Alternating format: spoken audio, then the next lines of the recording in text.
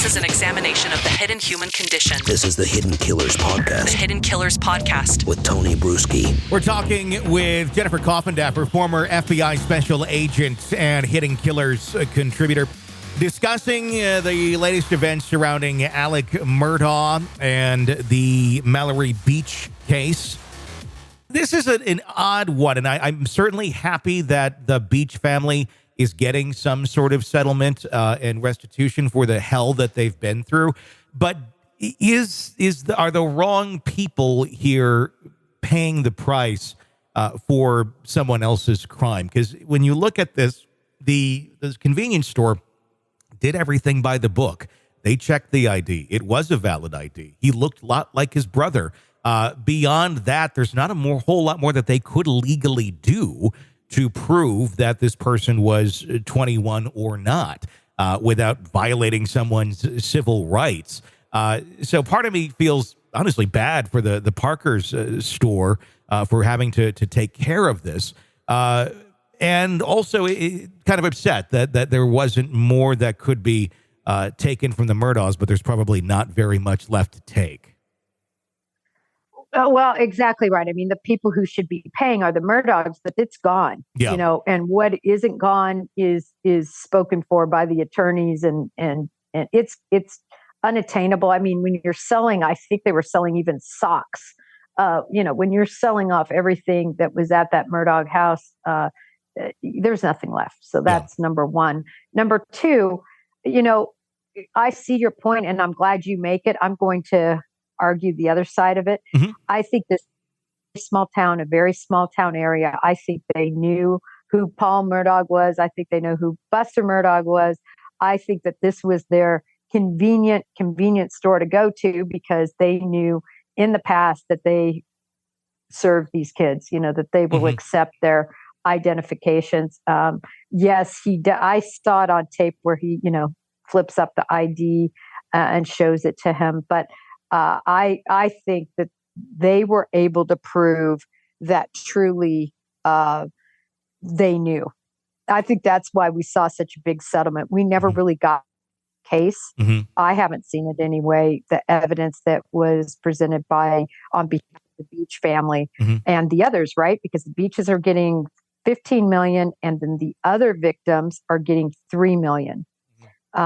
So all of that money, I don't think would have been settled upon if they didn't have a lot of good information. Who knows how many kids in that area know, oh yeah, that's where you go. That's where you go if you're 15 to get alcohol. So I think this was a huge thing. I think there's no way this convenience store wanted this bad press.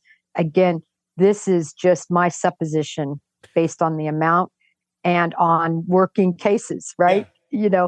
There's no way they're going to settle if there were no evidence of that there. I think they had them rock solid and they settled. And that makes a lot of sense. I know the convenience store even made a comment, or I've heard some comment along the line here with, we don't want to be, marred down by Alec Murdaugh. It's not going to look good in court if it's tried and we're both there together. Let's just settle and try to move on. So I get it in the interest of the business and moving forward. And you make a very good point. I think we all remember that place in our hometown that you knew you could go and get alcohol from when you're underage. And maybe this was that sort of place. And you make another great point of this is a small community. Everyone did know the Murdaughs. So, unless you have someone that's a cashier back there that's brand new to the area and doesn't know anything, which I don't think we know the answer to, the likelihood probably not there.